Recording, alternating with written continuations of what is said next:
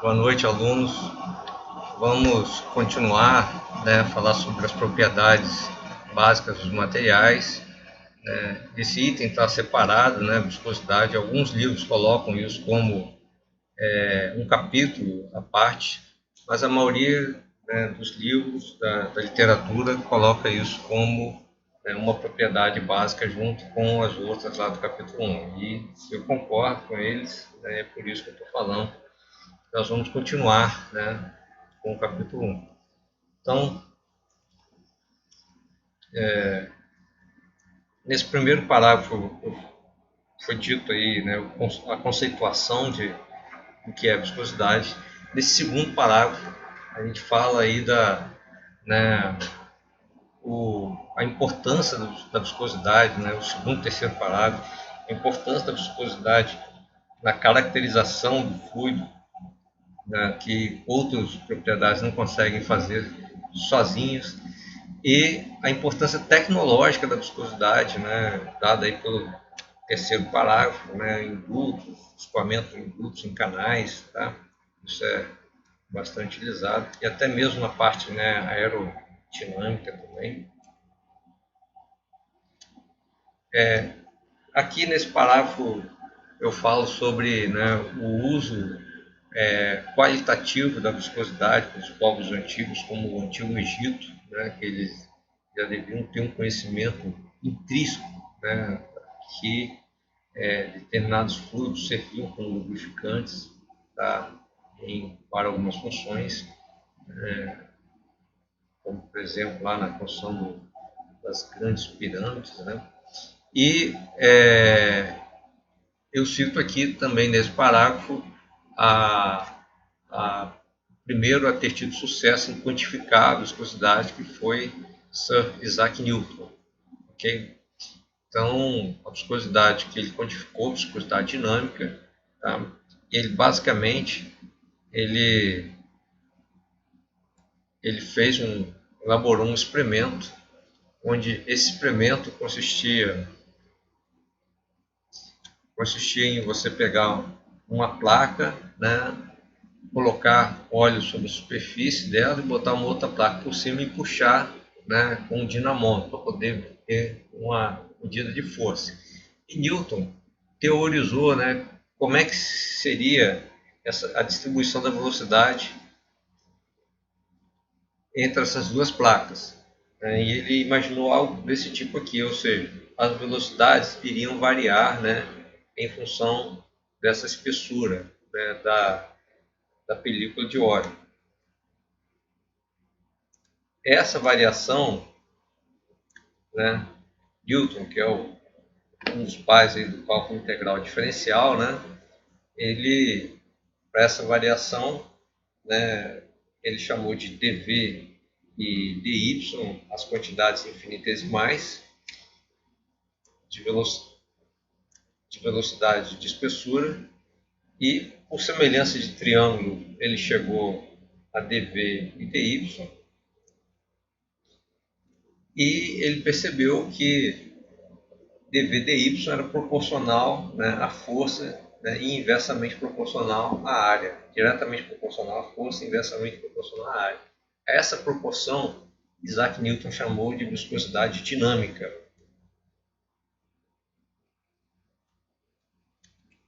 Representada aqui pela fórmula 4 e pela fórmula 5. Pela fórmula 4, um módulo aqui, uma equação diferencial, e na fórmula 5, uma equação para variações lineares. Ok? Então,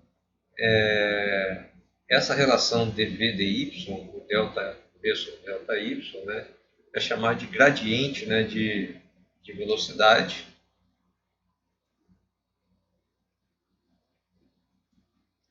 Eu até cito isso aqui, gradiente de velocidade, tá? E é muito importante também nós termos a ideia, da unidade que são utilizados nessa grandeza, na viscosidade dinâmica. No sistema internacional é o Pascal vezes segundos, e no CGS é o POASE, né? O sistema internacional, né, algumas vezes a gente encontra Newton vezes metro elevado a -2 vezes segundos, tá? Mas isso aí é a mesma coisa que Pascal vezes segundos.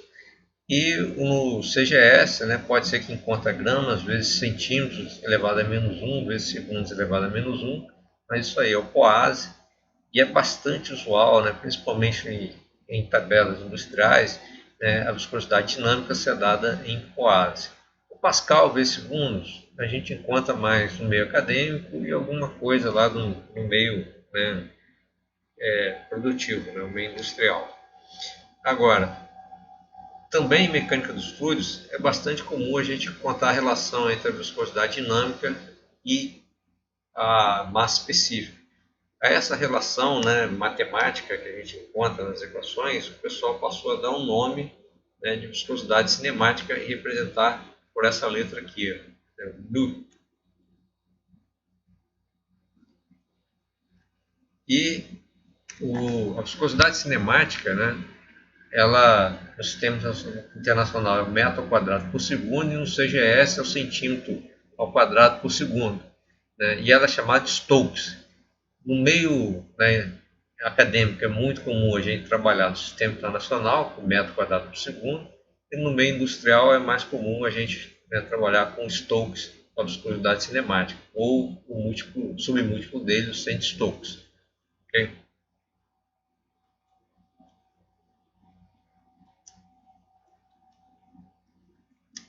De modo geral, né, os fluidos podem ser classificados dentro dessas duas formas aqui, fluidos newtonianos e não newtonianos. Okay? Esse gráfico é muito importante para o pessoal que trabalha, né, que vai fazer concurso. Quase sempre, né, isso cai no concurso. E mecânica dos fluidos é uma disciplina, né, que ela é comum, né, em concursos de engenharia, ok? E aqui esse gráfico, que nada mais é um gráfico de tensão por, né, gradiente de velocidade, que é a taxa de deformação, ele, né, representa diversos fluidos. O fluido que tem uma variação linear, né, de tensão com gradiente de velocidade é chamado de fluido newtoniano. Né? E fluidos como água e óleo seguem, né, isso aqui, né? E ainda bem, né? Porque fica mais fácil calcular e são fluidos de grande interesse tecnológico e grande uso, né, para a nossa sociedade. Agora, existem também fluidos que não se comportam de forma linear, né? Como, por exemplo, o fluido de Bingham, aqui, o plástico ideal, que é a pasta de dente e aqueles sólidos, né, que se comportam como, né, líquidos, lá de fenômenos de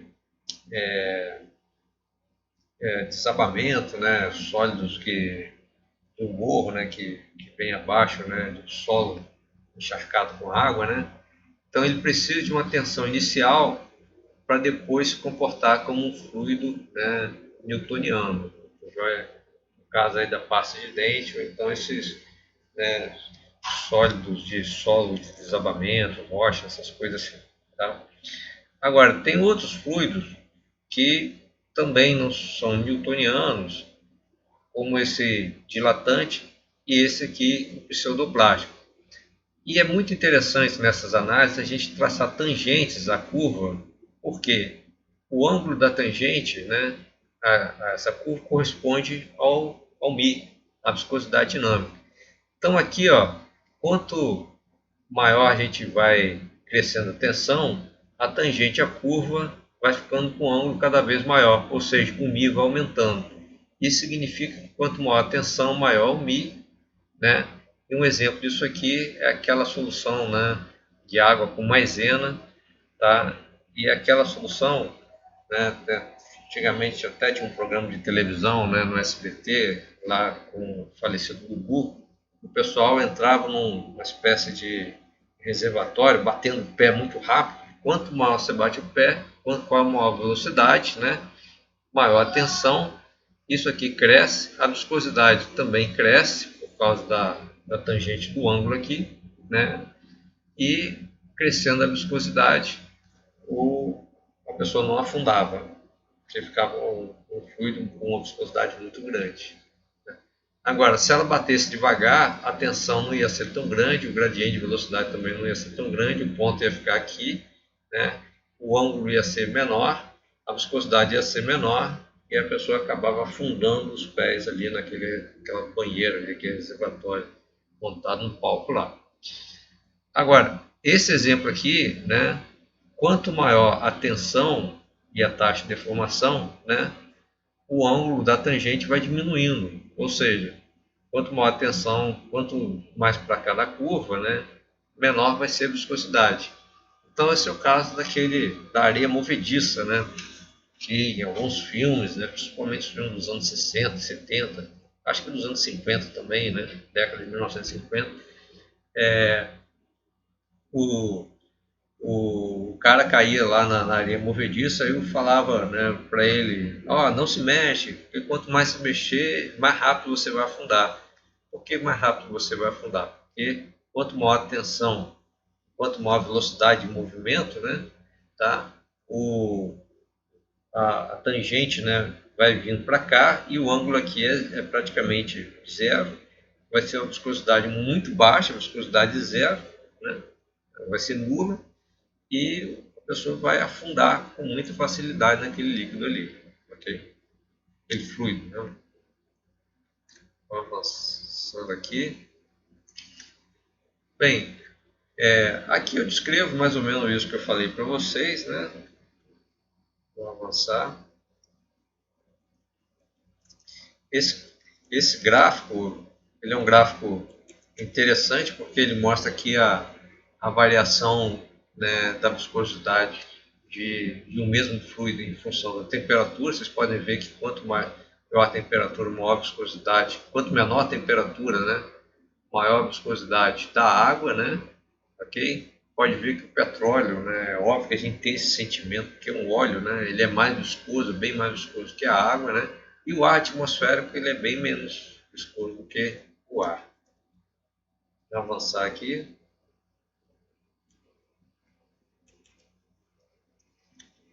Esse é, deixa eu enquadrar aqui. Esse é um gráfico muito interessante para a gente, né? Ele é da viscosidade em função de temperatura, em função da temperatura. E aqui em cima, né, estão os líquidos e aqui embaixo está os gases. E aqui o gás padrão, que é o ar atmosférico, e aqui em cima, né, está o líquido padrão, que é a água. Então você vê o quanto os líquidos são mais viscosos que a água, né? Tem até uma faixa separando aqui, né, de viscosidade que não tem ninguém, né, entre os líquidos e gases. Vou lançar aqui. Aqui é a equação de Sutherland, né? Uma equação que relaciona a viscosidade de gases com temperatura, onde esse C e S aqui são constantes empíricas, né? E T é a temperatura absoluta. E aqui, né, uma fórmula que relaciona também viscosidade com temperatura, mas para líquidos, né? A de Sutherland é para gases e essa daqui é a equação de Andrade, né, para líquidos, onde D e B são constantes empíricas, depende do tipo de fluido, e o T aqui é a temperatura, né, em absoluta, temperatura em Kelvin, por exemplo. E o E é o número de Euler aí, né, o constante exponencial.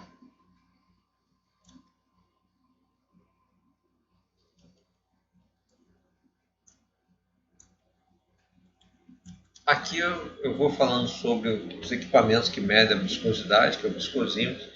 Basicamente, né, existem vários tipos de viscosímetros, mas eu vou falar aqui só de dois, o viscosímetro de copo, que é desse tipo aí, o SSU, segundo Seibor universal, muito usado pela indústria, e o outro, que é o que é o viscosímetro rotacional, né, bastante usado em laboratório, tá? Então, em centros de pesquisas, e a indústria também, hoje em dia, já está usando isso aí. O SSU, né, o, o Sable Universal, o esquema dele de funcionamento é parecido com esse aqui, né? Você coloca o óleo dentro de um reservatório, tá? Esse óleo ele está envolto de um reservatório que está em banho-maria, né? Você tem água aqui, ele tem uma resistência elétrica para aquecer essa água, tem um termômetro.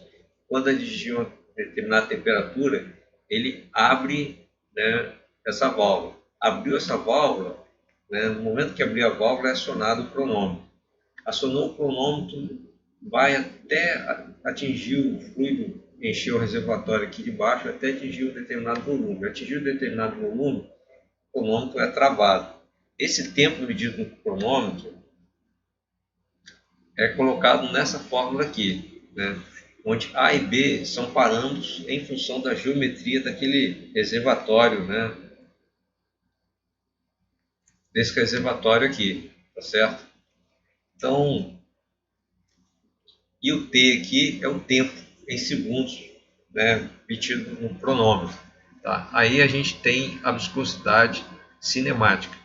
O viscosímetro de copo, né, do tipo SSU, é um viscosímetro muito tradicional, muito usado pela indústria, mas ele mede em viscosidade cinemática.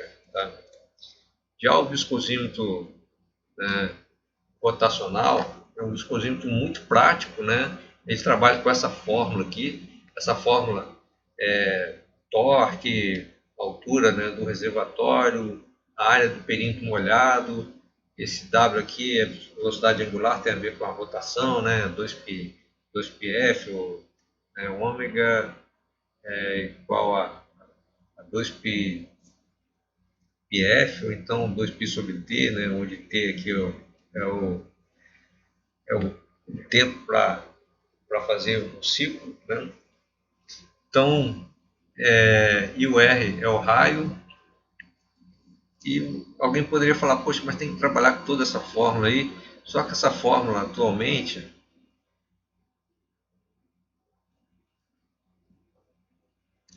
essa fórmula já fica num chip dentro dessa máquina aqui. Então é só você jogar o líquido aqui e apertar o botão de ligar, né?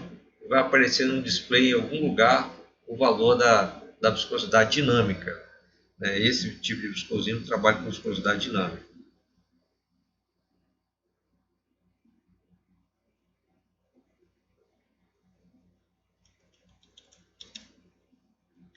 Aqui eu falo coisas da área, né, tecnológica, ok?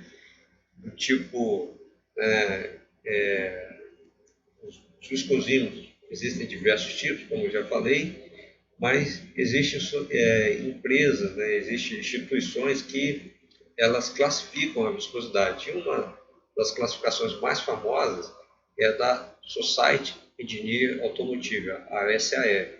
A SAE ela classifica, é uma sociedade muito forte, né, trabalha nos Estados Unidos, mas hoje ela tem uma projeção internacional. Eles classificam até mesmo, né, tipos de aço, tipos de materiais sólidos, né? Agora, em relação à viscosidade, né, quando a gente pega uma embalagem, um óleo automotivo, vem escrito SAE 20 ou SAE 40, né? Isso significa o quê? O óleo 40 ele é mais viscoso do que o óleo 20. Mas ele tem o dobro da viscosidade do óleo 20? Não. Esses números eles não são proporcionais, tá? Então, o 20 aqui não significa a viscosidade metade da viscosidade 40. Agora, qualitativamente, significa que o 40 é mais viscoso, né, do que o 20.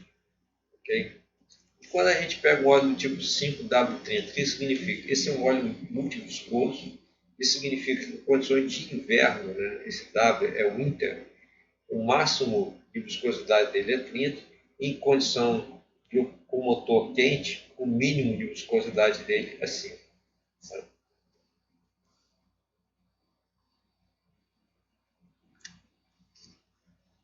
Ok, vamos avançar aqui.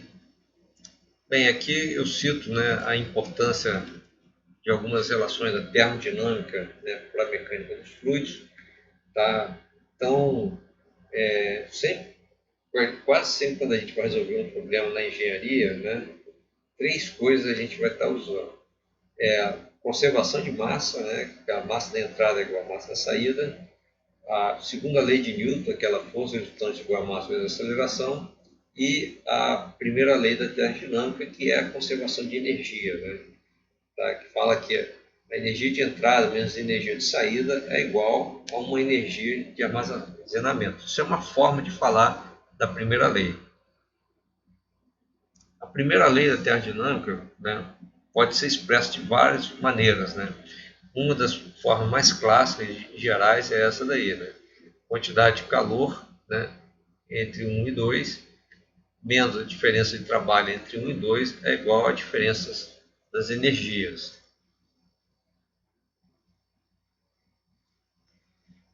Essas diferenças das energias, né, se for energias, essas diferenças de energias são as energias mecânicas, que é a cinética e potencial, mais a variação de energia interna.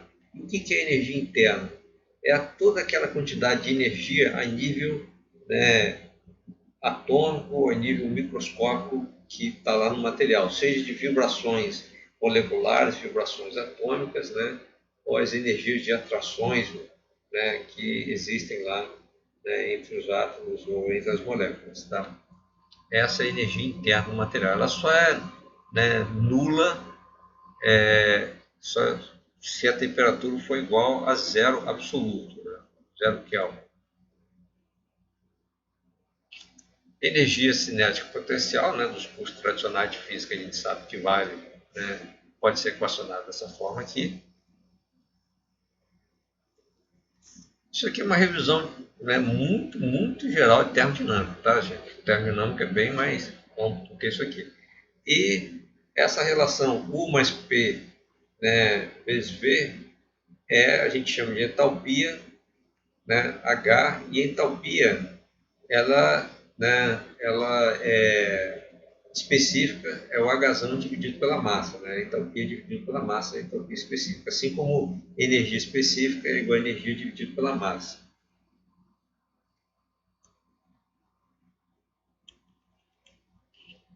Então, né, agora aquela primeira lei toma esse formato aqui, tá? E de acordo com aqueles processos, né, idealizados, processo isobárico, né, isotérmico, isovolumétrico, adiabático, a gente pode ter essa primeira lei em diversos formatos. Como, por exemplo, ó, aqui está o isobárico, né, mais embaixo o adiabático, depois tem aqui o isovolumétrico, né, e aqui o isotérmico.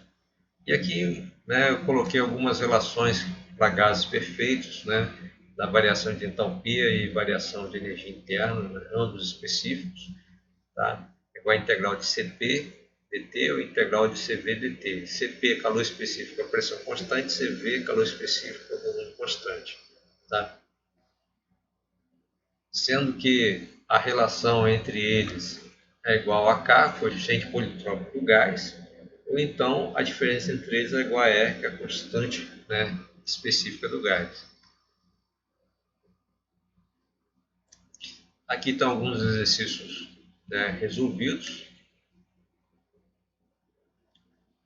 Mas, por favor, né, acompanhem, né, tentem fazer o enunciado, depois compare com a forma que foi resolvido. Só um instantinho.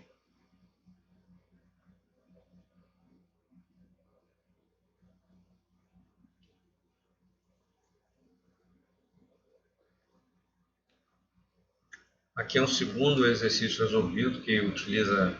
O primeiro exercício é basicamente a lei de Newton lá para viscosidades, né? Esse aqui é aquela lei do gás perfeito, né? PV é igual a RT, né? Esse V é volume específico. Então P sobre a massa específica é igual a RT. E esse terceiro aqui é a segunda lei de Newton, né? É um exemplo muito fácil fazer, né?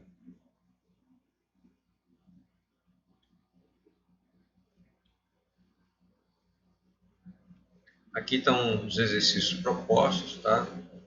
Vocês tentem fazer aí, que eu acho interessante.